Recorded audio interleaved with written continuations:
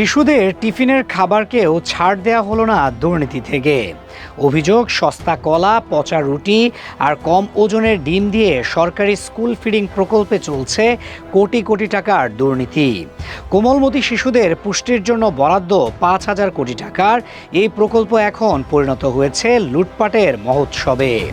দেশের বিভিন্ন প্রাথমিক বিদ্যালয়ে শিক্ষার্থীদের হাতে যে খাবার তুলে দেওয়া হচ্ছে তার মান দেখে ক্ষোভে ফুঁসছেন অভিভাবকরা। কোথাও ফাঙ্গাস ধরা রুটি, কোথাও দুর্গন্ধযুক্ত খাবার, আবার কোথাও নিয়মের তুলনায় অনেক ছোট ডিম আর নিম্নমানের কলা। ভয়াবহ এই অনিয়মের কারণে ইতোমধ্যেই অসুস্থ হয়ে পড়েছে শতাধিক শিশু, অথচ খাবারের নামে কোটি কোটি টাকা গায়েব হয়ে যাচ্ছে দুর্নীতিবাজদের পকেটে। জয়পুরহাটের কালাই উপজেলার বিভিন্ন সরকারি প্রাথমিক বিদ্যালয়ে গিয়ে দেখা গেছে শিক্ষার্থীদের জন্য সরবরাহ করা বান রুটিতে রয়েছে ফাঙ্গাসের গন্ধ। অনেক রুটি এতটাই নিম্নমানের যে শিশুরা মুখেই তুলতে পারছে না, কেউ কেউ আবার খেতে গিয়ে বমিও করেছে। অথচ প্রতি 120 গ্রাম ওজনে রুটির জন্য বরাদ্দ ধরা হয়েছে 24 টাকা পর্যন্ত। বাস্তবে সেই রুটির অবস্থা দেখে বিস্মিত শিক্ষক ও অভিভাবকরাও। একই চিত্র ডিমের ক্ষেত্রেও। নিয়ম অনুযায়ী প্রতিটি ডিমের ওজন কমপক্ষে 60 গ্রাম হওয়ার কথা থাকলেও অনুসন্ধানে পাওয়া গেছে 39 থেকে 43 গ্রামের ডিম। খামারিদের মতে ছোট ডিম কিনলে খরচ অনেক কম পড়ে, আর সেই কম খরচের বড় অংশই চলে যাচ্ছে অসাধু দুর্নীতিবাজদের পকেটে।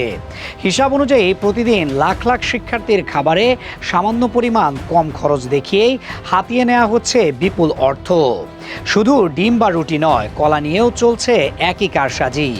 প্রকল্প অনুযায়ী 100 গ্রাম ওজনের কলা দেওয়ার কথা থাকলেও বাস্তবে শিক্ষার্থীদের হাতে তুলে দেওয়া হচ্ছে শক্ত, কষযুক্ত এবং ছোট আকারের নিম্নমানের কলা।